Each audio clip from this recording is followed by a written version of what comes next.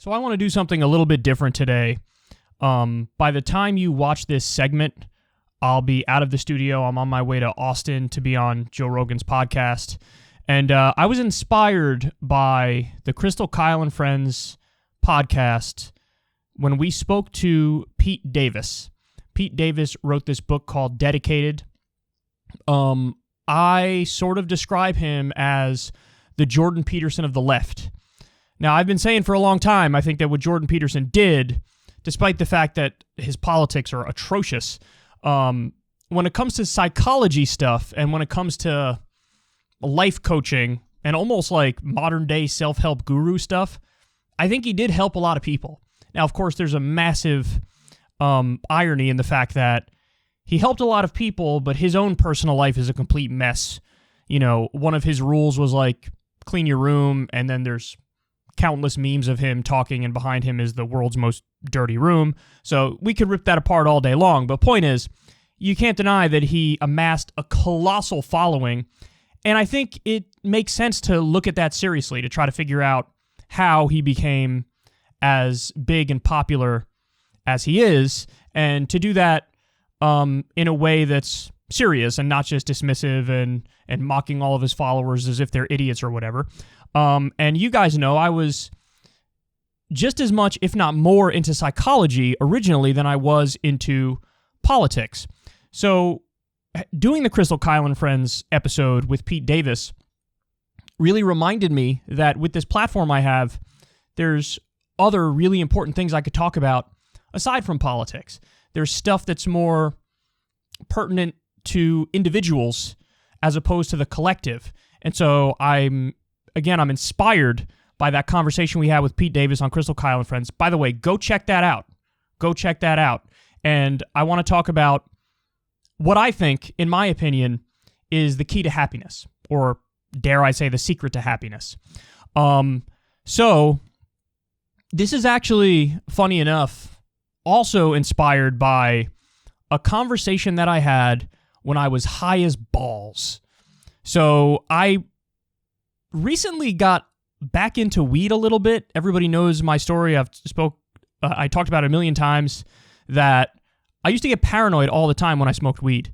At least 50% of the time when I would smoke weed, I'd be completely paranoid. And it was actually a conversation on one of the Joe Rogan podcasts maybe 2 trips ago where he was like, hey, dipshit, the problem is you were smoking way too much.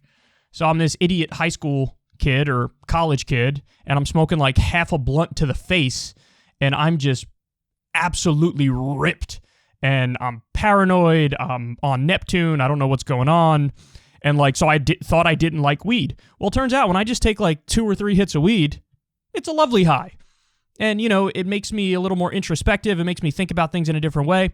So I had this great conversation recently when I was high as balls. And it made me and the person who I was talking to realize, think of happiness in an interesting new way, as basically a scale. So think of happiness as having a range from 1 to 10, or actually 0 to 10. 0 being the most miserable anybody's ever been. Effectively, if you're a 0, these are the people who it's like 2 seconds before they put the bullet in their brain. That's where they're at on the happiness scale. Think of a 10 as the happiest anybody could ever be. So not just, you know, the best moment of your life, for example, but it also has to be the best moment of your life, plus you have the genetic and biological fortune of being able to hit that 10. Because some people will have what's seemingly the best day of their life and they'll still only peak at like an 8, let's say. But 10 is the happiest anybody could ever be. So we're talking about this scale of happiness. And actually, to be fair, I don't even like the word happiness for this. I prefer to use the word peace, but I'll get more into that in a second. So the secret to happiness, I hope you're sitting down for this, and I hope you hear me out on this. The secret to happiness is not to try to increase those peaks, because guess what? Those are somewhat random. Like, again, yes, you have to have the genetic predisposition to be able to hit 10 on the scale, but it's also like happenstance. things outside of you have to occur and happen in order to get to that absolute max on the scale. So the key to happiness is not to try to increase your peaks, because those are temporary. The key to happiness is to try to increase the bottom of your range. So in other words, stop and think about the people you know in your life. And if you ask them, hey, what's your range of happiness? So in other words, 0's the most miserable anybody's ever been, 10's the happiest anybody's ever been. On that scale, where do you fall? What's your range? Some people are going to always be steady Eddie, between like a 6 and an 8, right? Or a 6 and a 7, or a 5 and a 7. Then there's going to be more volatile people who are generally between, could be anywhere from a fucking 1 to a 9.5. And everybody sort of falls somewhere on that. Everybody has a genetic predisposition as to what their range is. And then beyond the genetic predisposition, there's also cultural and environmental factors and decisions that you make which either increase or decrease your happiness level. So it's interesting because in this conversation that I had, we talked about what our perception was of other people's happiness level, what their range is on the scale. And then we thought, well, let's ask them and see if our perception of it matches up with what they self-report. And listen, sometimes you nail it, sometimes you're a little off, but I'm sure you guys can think of it. You know, some people who are steady on that scale and always between a 5.5 and a 7.5. And then you know people who are between a 1 and a 9.5. And I'm sure you know people who are consistently between like a 2 and a 4. Or on the flip side, you know people who are consistently between like an 8 and a 10. So listen, in some ways, I'm not here to sugarcoat stuff. In some ways, you're just sort of, the genetic roll of the dice is what it is. And your homeostasis line is where it is. And some people are fortunate and some people are unfortunate on that front. But, I don't know what percentage of happiness can be changed through actions, but I know it's some of it. So it's very possible that only about 50% of your happiness level is genetic and sort of hardwired in you, and it is what it is. Some people get screwed on that front and they're at a 2. Some people get lucky and they're at an 8. But even if you're that person who's at a 2, there are things you can do to, at the very least, get it to like a 5. And a 5 is a hell of a lot more tolerable, might even feel okay, compared to a 2. So, again, the secret to happiness, insofar as I can tell, is to take your range and don't worry about the peaks. The peaks, again, you have to get lucky. There has to be happenstance. A bunch of things have to come together, and you have to have the genetic predisposition to be able to hit a 9 or a 10. The key is, the secret is, take that bottom range and knock it up 2 or 3 points. Well, now, you say to me, and it's a totally fair thing, yeah, but how the fuck do I do that? It's one thing to say, that's the answer. It's another thing to say, how you get to the answer. And that's a very fair rebuttal. And listen, first of all, if you're like, always consult mental health professionals, psychiatrists, psychologists, a doctor, whatever.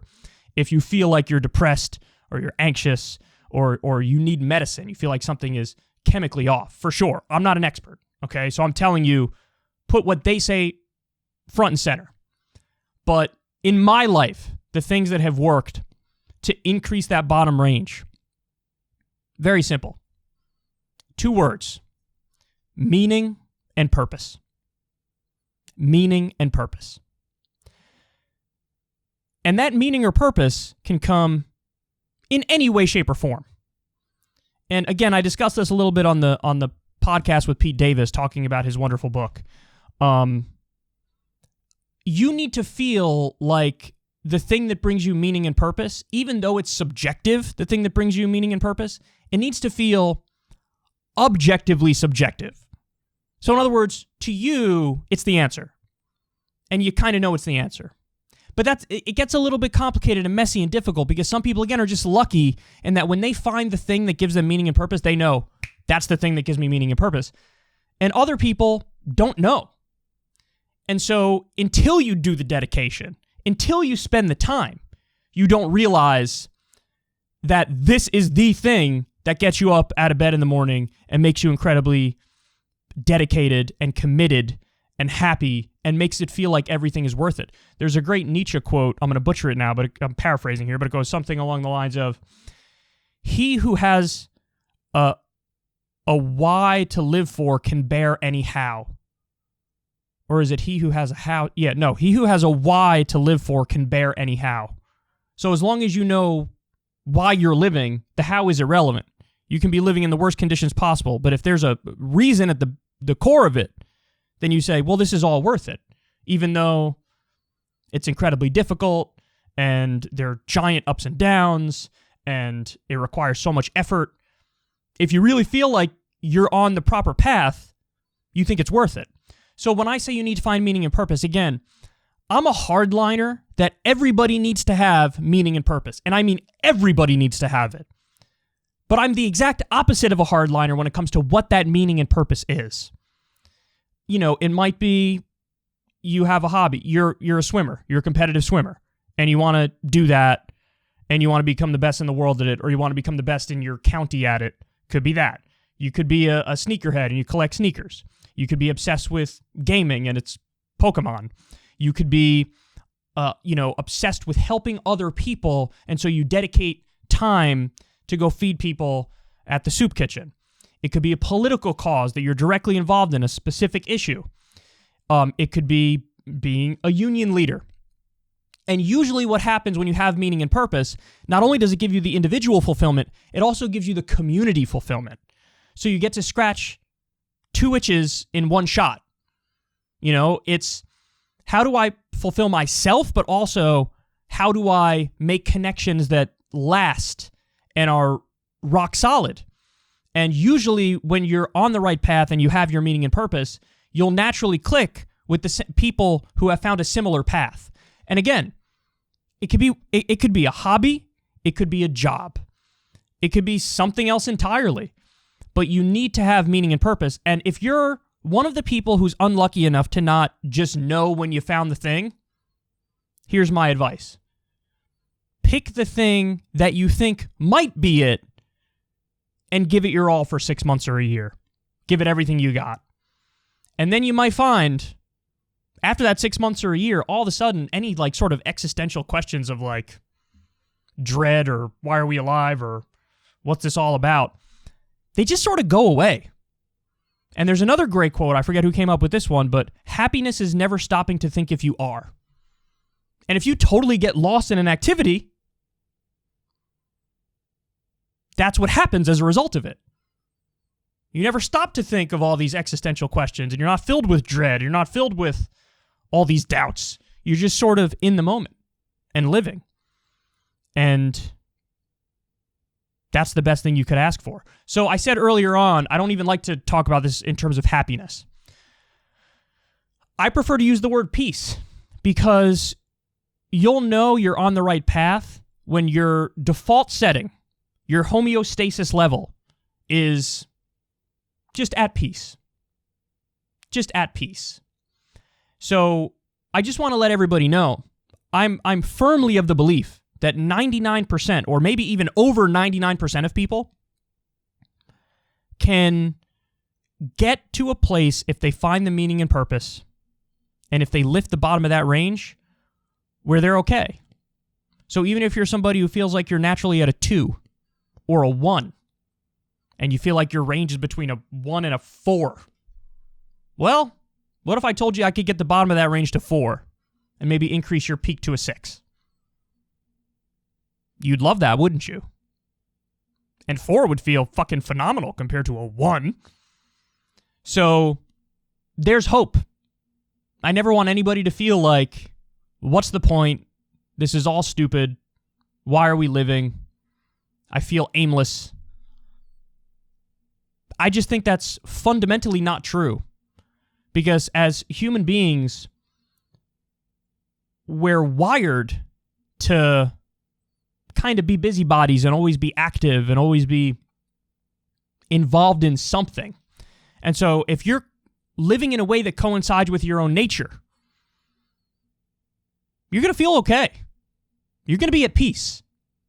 And so the secret is everybody needs to lift the bottom range on that scale. Whatever your bottom number is, we're going to lift that bottom range.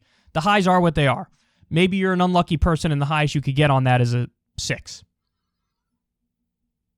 That sucks, but that's a hell of a lot better than being stuck between 1 and 3 or 1 and 4, isn't it? But again, the key is lift the bottom range. The highs are going to be whatever they're going to be. There's a lot of luck involved and happenstance involved in hitting those highs. But where there's not luck involved is lifting that bottom range. And the genetic roll of the dice is what it is, but you need to do everything you can in terms of your actions and your decisions and the culture and the environment to foster a situation where you could lift that bottom range. And again, it always comes back to the fundamentals. There's something, I know you guys laugh when I bring up golf, but there's a quote that Tiger Woods said that really landed with me. He was like, when trying to get better at golf, you're just trying to make your misses better. So if you miss the best of anybody in the field, you're going to win that week. So it's not about, because any pro out there on the PGA Tour could light it up one day. It's not about that. It's about how good is your bad golf. Think about that in the context of this conversation. How bad are your bad days?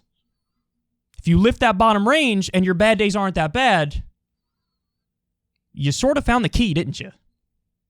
So again, the main point is you got to lift that bottom range of your happiness scale. And the way to do that is to find meaning and purpose and give your all to it. That's why I say my life philosophy I call passionism. I am the least multifaceted person you will ever meet. I am the definition of a one-trick pony. But I'm also kind of happy. Or I should say I'm also at peace. And I think if you give everything you have to one thing, to get great at one thing, that pays dividends in the long run for sure. Absolutely does. And I think a lot of you will be surprised. A lot of you are the kind of people who just sort of know what your thing is. You just sort of know. Yeah, I've always gravitated towards X, whatever X is. So you guys will have it easy to just say, I'm just going to dedicate everything I have to this. But my message for the people who don't know what their thing is yet, again, my advice is take the closest thing and give it your all for 6 months or a year. Or if you have nothing, really take a shot in the dark at something new and give everything you have to it, whatever it might be. Again, it could be a political cause, it could be a sport, it could be a hobby, it could be a game, whatever it is, it doesn't matter. It could be a job, new job you like. So anyway, that's my advice. Again, I was inspired to talk about this stuff because that conversation with Pete Davis was fascinating to me. Again, everybody check that out. And I think there needs to be a left answer to Jordan Peterson. You can't just hand over all like the self-help stuff and all the psychological stuff to a guy who has atrocious right-wing politics. So yeah, anyway, to check out that podcast, you guys know, for Crystal Kyle and friends, you can listen to the audio for free, and it's on virtually all of the podcast platforms. Wherever you get your podcasts, Apple, Spotify, whatever, you can go listen to it there, or you could sign up for free on Substack, and you'll get the audio podcast emailed to you the second it drops. Or again, if you want to pay the $5 a month and get the video version, it drops a day early. Obviously, you know, Crystal and I love it when people fund us that way because understand something, we take 0 ad dollars for that podcast. 0. We've made the decision to forego all ad money to just do the subscription-based model because we wanted to build something more pure. So if you support what we do, definitely pay the $5 a month, get the video. We'll love you forever if you do that. But there you have it. There's my secret or my key to happiness, or I really should say my secret to peace, and I hope it helps some of you guys. Hey y'all, do me a favor and like and subscribe. It helps out big time in the algorithm. Click the bell as well for notifications when videos drop, and watch that video on screen right now. You know you want to.